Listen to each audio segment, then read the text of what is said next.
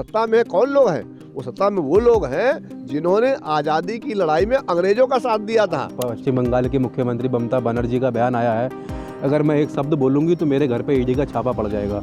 CBI पर, income tax पर कब्जा कर लिया है, तो उन्होंने कब्जा कैसे कर लिया है? सर, जिस तरह से उत्तर प्रदेश के अंदर राहुल गांधी जी आ चुके हैं और जन समर्थन मिल रहा है, क्या ये वोटों के अंदर तब्दील हो पाएगा?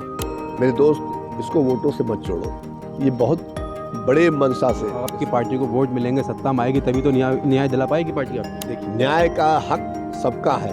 आप खड़े हैं, आपका भी है, मैं खड़ा हूँ, मेरा भी हक है, और हमारे भाई लोग बैठे हैं, उनका सबका हक है। जितने भी मौलिक अधिकार दिए गए हैं वो हमारे अधिकार किसी को दिए जा नहीं जा रहे। हम ले लेंगे, छीन लेंगे, नई न्यायालय के माध्यम से ले लेंगे। जिस तरह से टूट हो रही है और एनडीए मजबूत हो रहा है, तो क्या राहुल गांधी इसके बावजूद भी अपनी सरकार बना पाएंगे 2024 में? देश में सबसे झूठा प्रधानमंत्री कौन हुआ? जुमलेबाज कौन हुआ? अपनी माताजी को बैंकों की लाइन में किसने लगाया? अपनी धर्म पत्नी का परित्याग कौन किए बैठा हुआ? राम जी के नाम पर भयंकर ठगी कौन कर रहा है? इन सब सवालों में मुझको आपसे जवाब नहीं चाहिए।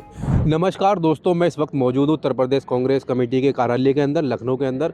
हमारे साथ में कांग्रेस पार्टी के वरिष्ठ नेता नकुल दुबे, जो पूर्व कैबिनेट मंत्री भी हैं, उनसे जानेंगे भारत जोड़ो न्याय यात्रा के बीच में क्या चल रहा है आखिरकार, क्योंकि उत्तर प्रदेश की राजनीति की सरगर्मियाँ बहुत तेज़ हो चुकी हैं। सर, जिस तरह से उत्तर प्रदेश के अंदर राहुल गांधी जी आ चुके हैं और जन समर्थन मिल रहा है, क्या ये वोटों के अंदर तब्दील हो पाएगा? न्याय का हक मिलने तक, मेरे दोस्त, इसको वोटों से मत जोड़ो। ये बहुत बड़े मंशा से, जैसे कि गांधी जी जब अहिंसा का आंदोलन कर रहे थे इस देश में, तो कोई कहता था कि मजाक चल रहा है और देश को आज़ादी नहीं मिलेगी, लेकिन महात्मा गांधी जी के संकल्प से देश को आज़ादी मिली। वो लोग जो अंग्रेज़ों के पीछे खड़े थे, आज वो बाई चांस गलती से इस देश के हुक्मरान बन उठे, लेकिन उनको जाना ही पड़ेगा। तो राहुल गांधी जी की जो न्याय का हक मिलने तक की यात्रा है, यात्रा निश्चित रूप से कामयाब होगी, और इस देश में जो एक अजीबोगरीब माहौल बना दिया गया है, इस माहौल से आपको सबको छुटकारा मिलेगा। सर, जिस तरह से अभी आप कह रहे हैं कि मतलब ये यात्रा वोटों में नहीं देखी जानी चाहिए, न्याय में देखी जानी चाहिए। आपकी पार्टी को वोट मिलेंगे, सत्ता में आएगी, तभी तो न्याय दिला पाएगी पार्टी आपकी। देखिए, तभी तो न्याय दिला पाएगी। न्याय का हक सबका है। आप खड़े हैं, आपका भी है, मैं खड़ा हूँ, मेरा भी हक है, और हमारे भाई लोग बैठे हैं, उनका सबका हक है। हमको किसी को लेने की, न्याय हमारा हक है।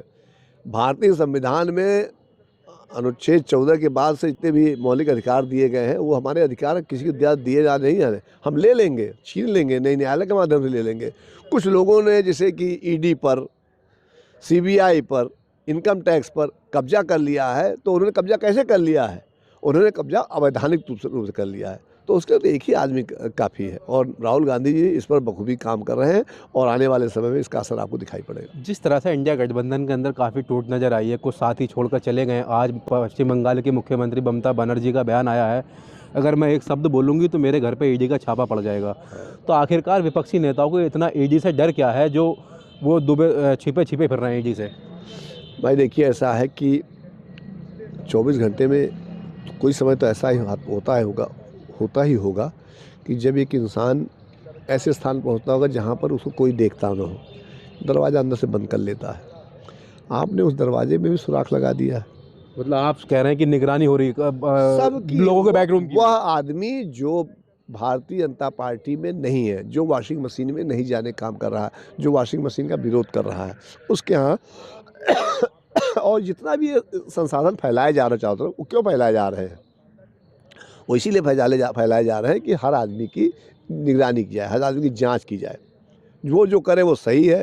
राव साहब उनके साथ चले जाएं सही है, अशोक चौहान उनके साथ चले जाएं सही है, येदियुरप्पा उनके साथ चले जाएं सही है, और लोग सब उनके साथ चले जाएं सही है।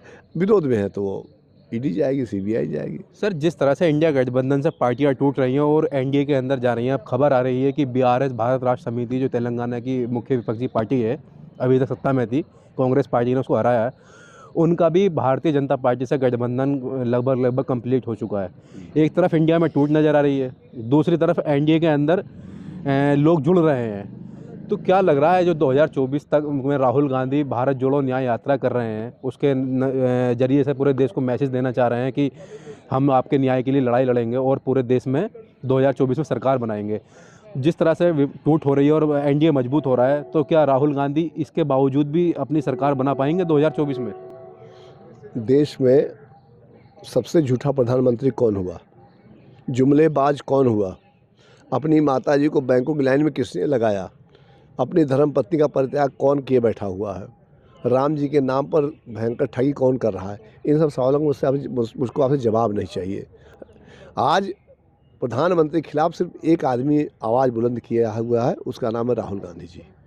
जननायक के यहाँ जननायक को ईडी में बुला के बैठाया, आदरणीय श्रीमती सोनिया गांधी जी जो कि बीमार अस्वस्थ चल रही, उनको बुलाकर ईडी में, लेकिन कुछ कर नहीं पाए। आज लड़ाई किसके किसके बीच में है? एक रेखा है देश बेचने वाले, देश बिगाड़ने वाले, एक रेखा है देश बचाने और देश बनाने वाले। जिसको जहाँ खड़ा होने के मन हो खड़े होइए।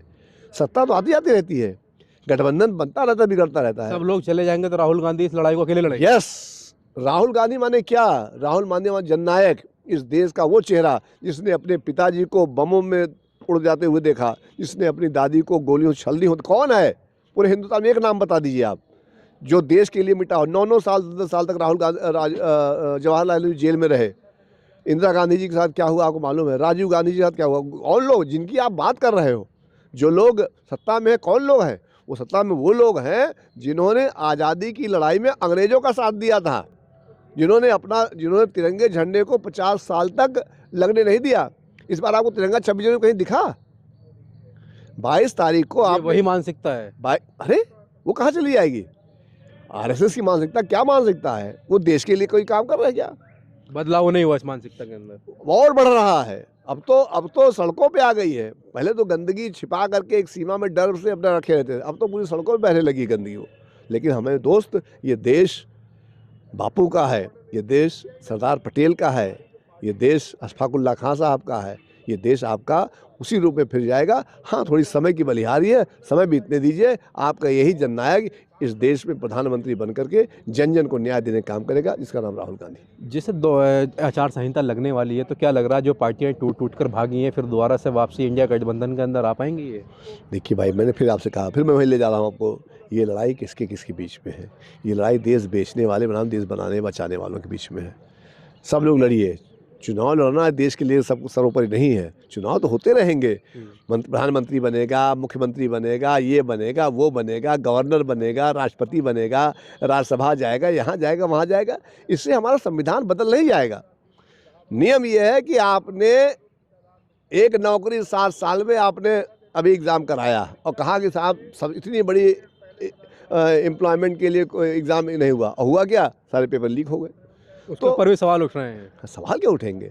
सवाल दुखदाई यही है मेरे दोस्त कि हमारे जो नौजवान है, जो ओवर एज हो जा रहा है। अग्निवीर योजना क्या है? आप 4 साल के लिए सैनिकों को नौकरी दे दोगे, अगर वो मौत की घाट उड़ जाते तो 15 लाख रुपये उनके परिवार को दे दोगे, नहीं उनको पेंशन नहीं दोगे, नहीं उनको क्या है? आप अडानी के लिए एम्प्लॉयमेंट एक्सचेंज खोले हुए हो क्या? ये बहुत ही दुर्भाग्यपूर्ण है। हमको आपको सबको मिलजुल के लड़ना होगा और लड़कों देश की आज़ादी को बचा कर रखना होगा, उसको गुलाम की राह पर नहीं जाने देना होगा। धन्यवाद आपका। हमारे साथ थे दोस्तों नकुल दुबे जी, जो उत्तर प्रदेश सरकार में पूर्व कैबिनेट मंत्री रह चुके हैं। उन्होंने कहा है कि ये लड़ाई जो है अन्याय और न्याय के बीच की है, जो राहुल गांधी इसको लड़ रहे हैं। अब देखना होगा कि राहुल गांधी इस लड़ाई में कितने कामयाब हो पाते हैं। दोस्तों, आपका हमारा चैनल देखने के लिए बहुत बहुत धन्यवाद।